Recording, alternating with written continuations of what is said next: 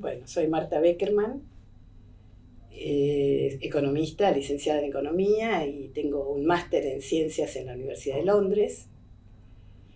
En la facultad tuve muchos cargos, empecé siendo ayudante de segunda, mis años más jóvenes, por supuesto. Después fui jefa de trabajos prácticos, ya fui pasando toda la escala, digamos. Después fui profesora adjunta y con un concurso pasé a ser profesora titular. Y en este momento tengo el cargo de profesora titular consulta, ¿no? Porque con el paso de los años uno se convierte en profesor consulta. Además, soy directora del Centro de Estudios de la Estructura Económica desde hace muchos años y también creamos un observatorio de innovación social, porque siempre quise combinar mis actividades académicas con las actividades sociales. Yo generé una ONG que se llama Avanzar por el Desarrollo Humano hace más de 25 años, en el año 2000, en realidad a principios del año 2000, que alcanzó la personería jurídica, y bueno, una ONG que otorga microcréditos a mujeres, principalmente de villas de emergencia de la Ciudad de Buenos Aires. Y además de microcréditos, la institución da capacitaciones y hemos llegado a desarrollar proyectos con el BID, con el apoyo de la facultad. La facultad pudo apoyarnos para firmar 2 proyectos con el BID. Uno para generar cadenas de valor, siempre tratamos de hacer proyectos creativos, ¿no? Cadenas de valor entre las personas de la villa con gente de fuera de la villa, y esto lo logramos mucho en el sector textil. O sea, podíamos conectar a gentes de la villa que cosían, a mujeres que cosían, con modelistas, ¿no? Que venían a la villa con sus telas, venían a nuestro local con sus telas a contratar a las mujeres. O sea, eso fue muy interesante, ¿no? La creación de cadenas de valor. Y también generamos otro proyecto del BID como rendición de cuentas, donde nosotros les rendíamos rendición de cuentas a la gente. O sea, en lugar de rendir cuenta a los funders, todo este proyecto era rendir cuentas a la gente, para lo cual manteníamos proyectos con ellos. A la gente les gustó, digamos. No fue el BID, esta fue otra organización que nos dio fondos para lograr estas reuniones con la gente. Así que siempre dentro de la ONG creamos cosas muy creativas, ¿no? Que es lo que más me gusta a mí. A partir de una cierta situación poder generar cosas creativas que salen de lo normal, del contexto normal, ¿no? Bueno, esta es mi historia. Empecé en la facultad a los 17 años recién cumplidos. Tuve una profesora en 5º año que se llamaba Asla Moreno, que era docente de esta facultad también. En el último año, que me interesó, logró interesarnos en lo que era la economía, porque no tenía muy claro qué estudiar. Y bueno, a partir de esa profesora me empezó a interesar el tema de la economía. ¿Por qué? Porque veía 2 cosas importantes: lo social y la posibilidad de actuar dentro de lo social con herramientas que te daba la carrera. O sea, yo siempre vinculé la economía a lo social. No soy una economista matemática. No. A pesar de que estudié afuera, me obligaron a estudiar econometría, pero siempre la estudié con desgano, no era lo mío. Bueno, empecé en la facultad, como decía, muy joven. Y bueno, fui dando materias. Y hice la carrera bastante rápido, aunque tuve que atravesar la enfermedad de mi madre, que murió de cáncer, mientras hacía la carrera, con lo cual casi un año tuve que dejar para cuidarla. Estaba, por ejemplo, Horacio Feinstein, Horacio Lozovis, Alejandro Peirú, que habíamos organizado una especie de agrupación en la facultad de jóvenes, digamos. Sigo manteniendo contacto con ellos, nos seguimos reuniendo para discutir economía. Jorge Gallero, bueno, un conjunto de compañeros míos. Algo para mí bastante, yo era muy joven y bueno, todavía estaba lejos de estar formada, pero bueno, creo que todo sirve en la vida. Y, bueno, entonces hice la carrera bastante rápido.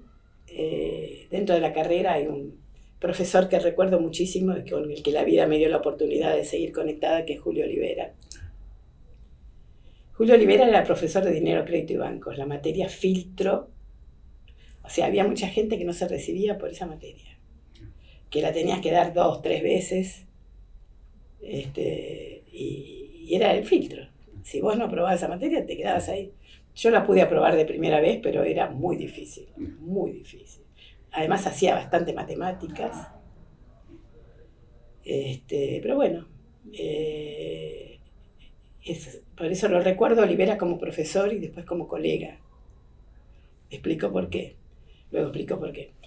Y como profesores lo recuerdo a él, lo recuerdo también a San Miguel, que me pareció que me aportó cosas, ¿no?, dentro de la carrera.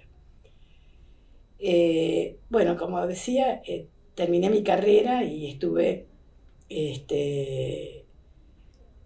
trabajando aquí en el Ministerio de Economía hasta que en el año 76 me fui del país, me fui a Londres. Sí, me recibí a fines del 66, principios del 67, pero no vine a retirar el diploma. Y bueno, y se dieron las cosas como para que en ese mismo año 76 pudiera viajar al exterior con una beca. Pero la que me dio la beca fue el British Council, para lo cual tuve que dar un examen en inglés, complicado. Bueno, y como decía, en el año 76 me fui a Londres a estudiar a un college que se llama Birkbeck College, que depende de la Universidad de Londres, y ahí hice una maestría, un máster en economía. Cuando terminé el máster, trabajé un tiempo, el único momento en mi vida en que trabajé en el sector privado, porque decidimos quedarnos. Yo tenía una beca por un año, que en la época de la dictadura decidí no volver, así que devolví los fondos de la beca. No, devolví los sueldos, porque el Ministerio de Economía, como yo tenía una beca, me pagaba los sueldos durante un año, incentivando mi formación. Así que yo no volví y devolví los fondos al Ministerio de Economía. Y después que terminé la beca, decía, fueron los únicos años que trabajé en un banco internacional, pero no como banquera, sino en la sección de una revista. O sea, escribía en una revista del banco, lo cual era interesante porque me obligaba a escribir en inglés, que yo no tenía mucha experiencia, y a seguir la situación de la economía argentina y de otro país más, creo que era Panamá. O sea, yo era experta en esos temas y escribía en esos temas. O sea, esa era mi función en el banco, pero fue el único momento que yo trabajé en una institución privada. Pero lo hice como proceso en tránsito, porque no era mi vocación.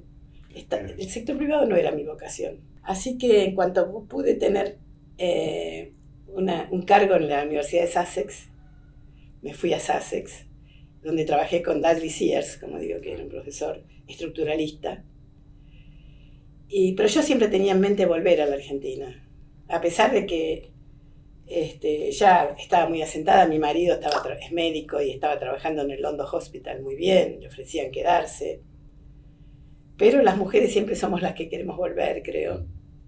Así que decidimos volver y volvimos a fines del año 82. Pero yo volví con un proyecto de Sussex, o sea, terminé un trabajo que estaba haciendo en Sussex, como era sobre Argentina, lo terminé acá. Así que vine acá, me dieron un lugar en el CEDES en ese momento para seguir trabajando con Sussex. Y después de eso trabajé un tiempo con un proyecto del CEDES, hasta que pasé un día por la facultad, vine a entregar, en realidad vine a la facultad a entregar una propuesta para un concurso de profesor. En ese momento era profesor adjunto, creo, o asociado. Y me encontré con alguien que me dijo, ¿por qué no te venís al instituto? Si te querés, alguien del instituto era. Si yo hablo con Olivera, y te invito a que vengas ahí, porque...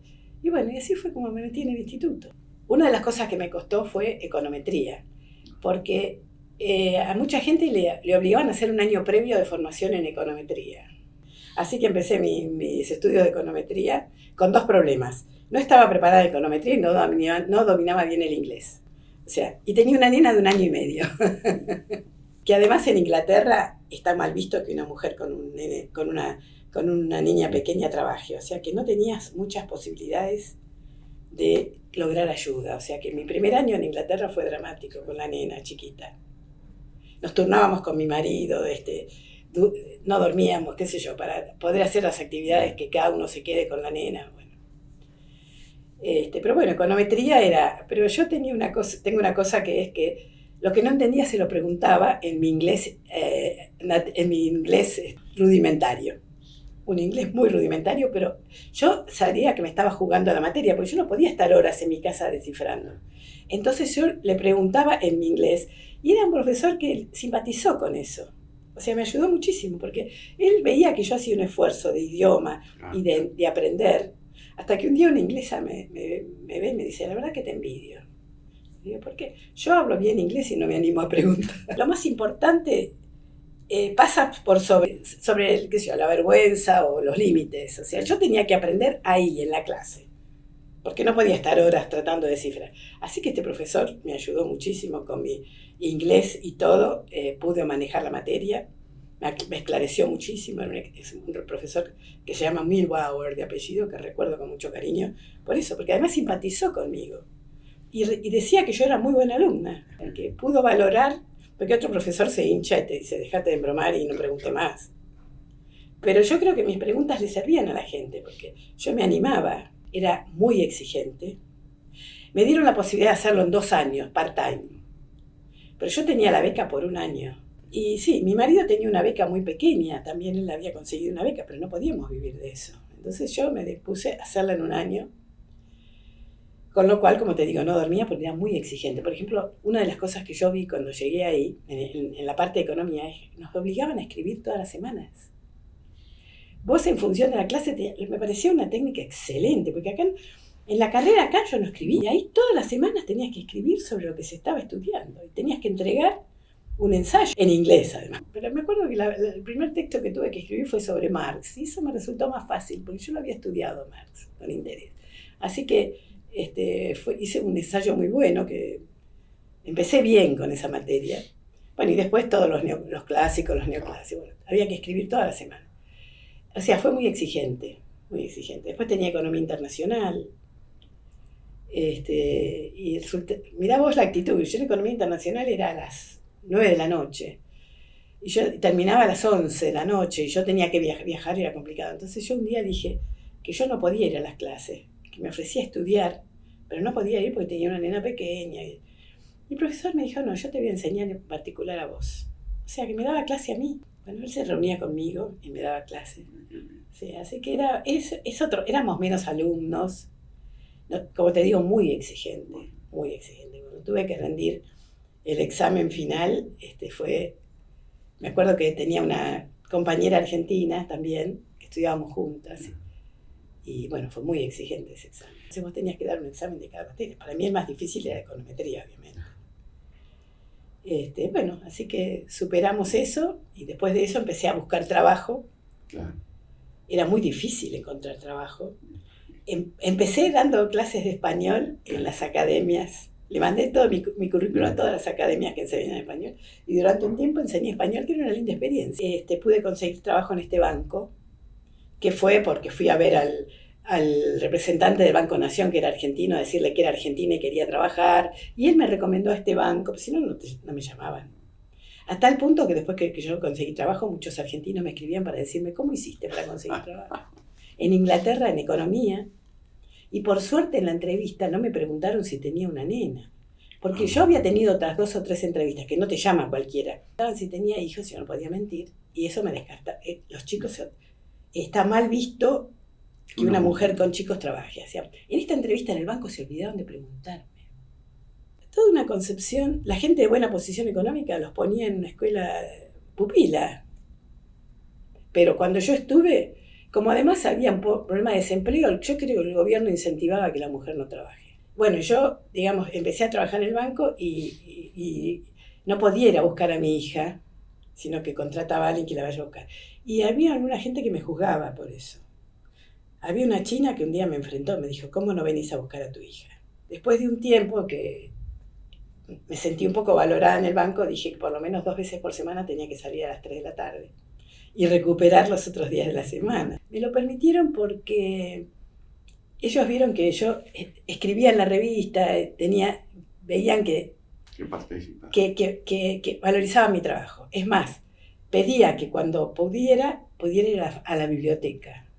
O sea, que en lugar de estar en mi oficina, ir a la biblioteca, donde tenía un teléfono que cada vez que me necesitaban, estaba, porque a veces querían que asesoremos a inversores, pero me aceptaron eso, o sea, tenían una biblioteca bárbara, entonces, como yo hacía el trabajo muy rápido, lo que tenía que hacer, tenía que escribir para la revista, llegó un momento que me adapté al inglés y yo, qué sé yo, en muy poco tiempo tenía todo listo. Entonces hablé con mi jefe, que era un tipo bastante abierto, y le digo, mire, yo quiero ir a la biblioteca porque quiero aprender más. Ustedes tienen libros muy interesantes. Entonces yo me iba a la biblioteca y cuando él me necesitaba me llamaban a la biblioteca. O sea, me fueron aceptando condiciones. Cumplía con mi trabajo y cumplía muy bien. Incluso venía algún inversor y yo le explicaba todo delante de mi jefe. Tomé mi trabajo en el banco. Además me dieron una hipoteca para comprar una casa con una tasa de interés del 3%. Cuando la tasa, fue la época de Reagan, que las tasas subieron como al 17%. Así que por esas cosas de la vida, la tasa donde yo estaba, la dueña la vendía, la terminé comprando. Yo por no mudarme además la compré. Me tenía que mudar, era un lío. Yo fui la única que en la época de Martínez de Oz, yo dije, este programa va al desastre. Y los banqueros estaban enamorados de Martínez de Oz. Entonces venía alguno que decía, qué Fanny. Fanny quiere decir, qué rarita que sos. Cuando vino la quiebra de Martínez de Oz, vino el director del banco y me dijo, vos sos la única que lo viste. Así que después de eso, me valorizaban muchísimo, porque dicen, esta es la única persona que ve cosas que no ve nadie. Justo me salió la beca en la época de la guerra de Malvinas. Me habían congelado mis fondos en el banco. Y yo no sabía si me iban a poner en un campo o me iban a internar, qué me iban a hacer. Nunca me pasó estar en campo enemigo. Pero en la época de Malvinas me salió una beca. Me acuerdo de una organización que se llamaba Liberhume, para trabajar en Sussex. Y bueno, cuando salió la beca yo avisé en el banco que me iba. Y yo tenía esa hipoteca con el banco del 3%.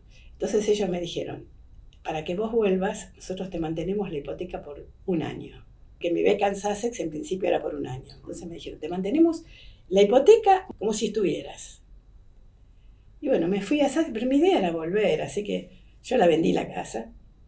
Mal, porque se cuadruplicó el precio en Londres, el precio de las viviendas se cuadruplicó en 3 años. Cuando volví, fui a visitar mi casa y valía una barbaridad. Y bueno, de ahí fui a Sussex y como estaba trabajando sobre Argentina, quedé con ellos que terminaba mi trabajo en Argentina, con lo cual me pagaron el pasaje de vuelta. Y publicamos un libro y se hizo una conferencia muy grande en Londres después, en Sussex, para representar el proyecto que hicimos. Bueno, salió un libro y después me volví y terminé mi proyecto acá en el CEDES. Después participé en un proyecto del CEDES. Y bueno, en un momento Olivera era tan generoso que me decía, su oficina no es muy linda, venga a compartirla conmigo. Y él venía poco, así que yo durante un tiempo usé esa oficina, hasta que finalmente pude tener la mía, que era la de Vázquez Precedo, pero Vázquez Precedo se fue. La valorización que yo hago de Olivera, con su modestia, y tuve esa posibilidad de poder discutir con él mis trabajos. Incluso en un tiempo dicté Economía Internacional. Sí, cuando me salió el concurso de desarrollo como titular, la dejé. Y Shirley vino siempre conmigo, que era un excelente docente. Así que tuve esa oportunidad de discutir mis trabajos con él, porque era muy generoso, muy generoso. Tenía que combinar el día, porque como no venía siempre, bueno, tal día nos reunimos y sabía que tenía todo el tiempo del mundo. Y discutía mucho mis trabajos con él. Eso fue muy bueno, muy bueno. Y me acuerdo de una cosa muy simpática que me acuerdo, es que una vez teníamos una reunión donde vinieron varios profesores, Aldo Ferrer, no sé, discutíamos algo. Entonces yo le di un beso a todos, ¿no? Pero a él no. Entonces él dice, habría que pedir el beneficio de la nación más favorecida. A partir de ese día yo le di un beso cuando lo veía. Después me acuerdo que murió su madre, yo fui al velorio, y yo fui y le di un beso, pero nadie. O sea, que lo tuve como profesor y lo tuve como la persona que me ayudó. Además me incentivaba, me acuerdo que una vez hice un trabajo bastante grande sobre el déficit fiscal, arriba de la línea, abajo de la línea, y fue a discutir con él, y entonces él me mira y me dice, usted no puede trabajar sola, usted necesita un equipo, dirigir un equipo. Y ahí fue cuando creó el Centro de Estudios de la Estructura Económica, y yo fui la directora. Este tema del déficit fiscal era muy complicado, yo lo estaba haciendo, después lo publiqué en Desarrollo Económico, ese trabajo. Era muy complicado, estadísticas. Entonces creamos así ese Centro de Estudios de la Estructura Económica. Una vez me contrataron en la Cancillería, cuando empezó el acuerdo con Brasil, porque decían, nosotros queremos que vos vayas a Brasil a averiguar por qué Brasil le interesa el Mercosur con la Argentina. Fui medio de espía. Entonces yo tenía que ir a distintos lugares a investigar por qué Brasil quería unirse con la Argentina. Entonces tuve que ir a la capital de Brasil, a Brasilia, que me perdía porque era un lugar terrible para moverte. Que yo fui a Brasil, fui a San Pablo, fui al sur a ver a los gaúchos, a distintos lugares de Brasil. Escribí un trabajo que después fue publicado y después tuvo un premio de la Asociación de Economía Política. Yo publiqué un trabajo donde puse una serie de listas por las que porque primero fui a hablar con los diputados, yo fui a hablar con distintos sectores, fui a hablar con los diputados en Brasilia, con los empresarios de la USPI en San Pablo, con la gente de Porto Alegre, que los Porto Alegre decían, nosotros no queremos ser un paso de San Pablo, queremos ser activos, me decían, no queremos ser un paso. Y además ellos tenían mucha fantasía de unirse a la Argentina, los gaúchos tenían mucha simpatía con la Argentina, estaban más cerca, rasgos culturales digamos, disgusto con San Pablo. Después fui a Río de Janeiro, bueno, fue un viaje, tuve la oportunidad de viajar por todo Brasil. Y bueno, y escribí ese trabajo donde las razones, que fue publicado también en una revista mexicana, una revista mexicana muy buena, y bueno, y lo presenté a la Asociación de Economía Política, tuve el segundo premio, después con Pablo tuvimos un primer premio por otro trabajo. Claro, porque muchas veces yo hice algún trabajo de consultoría que después le daba un contexto académico y lo publicaba, pero no hay que perder las cosas que uno hizo, no hay que perder el tiempo, ¿viste? Así que en realidad lo que pasaba es que en esa época Brasil era un país muy pobre, que si bien tenía, la gente con poder adquisitivo eran pocos, qué sé yo, 40 millones de habitantes eran los que tenían un verdadero poder adquisitivo. Y la Argentina ellos consideraban que tenía como 20 millones o más con poder adquisitivo, o sea que no había tanta diferencia en la concepción de ellos. Además admiraban a la industria de automotriz de acá, a los trabajadores de acá, decía la formación de ellos. Bueno, y después la facultad. En la facultad al principio me sentía muy sola. La razón de muchas de mis publicaciones era porque yo escribía algo, como sea, lo armaba y lo mandaba. Durante mucho tiempo en el instituto me sentía muy sola, hasta el punto que Olivera me dice, usted necesitaría tener un equipo. Bueno, y con Pablo empezamos a armar cosas y fuimos creciendo y armamos un equipo, ¿no? Pablo era un tipo difícil, ¿no? Muy, muy soberbio en su forma de ser, pero que nosotros nunca tuvimos ningún problema. Por ahí tenía alguna cosa de soberbia que a mí no me molestaba porque yo lo valoraba. Yo valoro, a veces hay que valorar a una persona por lo que es. Yo creo que uno de los secretos es tomar las cosas buenas. Gracias a eso, no sé cuántos trabajos publicamos, muchísimo. Y después, como yo en el 2000 creé la ONG, Asociación Civil Avanzar, porque siempre estaba en mi mente el trabajo social. La facultad me ayudó muchísimo, muchísimo. El hecho de estar en la facultad me abrió a mí las puertas para financiar la ONG en el gobierno, ¿viste? Y además yo ya era un poco conocida como investigadora, entonces supongo que la gente decía, esta no nos quiere currar con los fondos, entonces pude conseguir fondos y pude hacer crecer a la ONG, y también eso me dio la posibilidad de conseguir fondos del BID. Yo no conozco a nadie que consiguió proyectos del BID desde la universidad para trabajar en las villas. Así que el primer proyecto del BID lo reguló lo recibía los fondos de la facultad y me los daba. El segundo ya me dejaron sola porque vieron cómo me manejaba, así que lo manejamos nosotros. Pero fue muy importante la facultad en mi trabajo social, como te digo. Hicimos convenios con distintas instituciones, entre la facultad y las instituciones para manejar el proyecto social.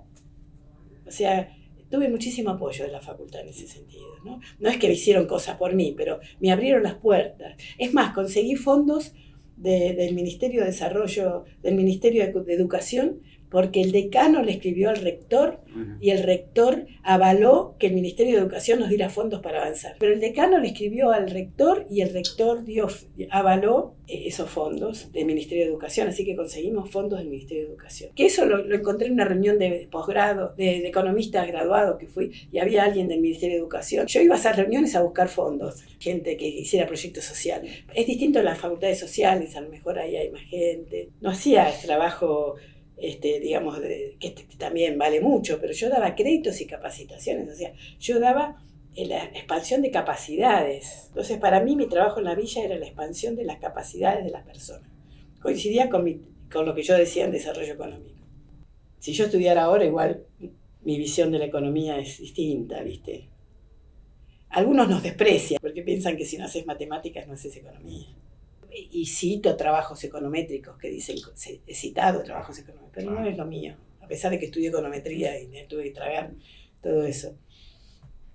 Y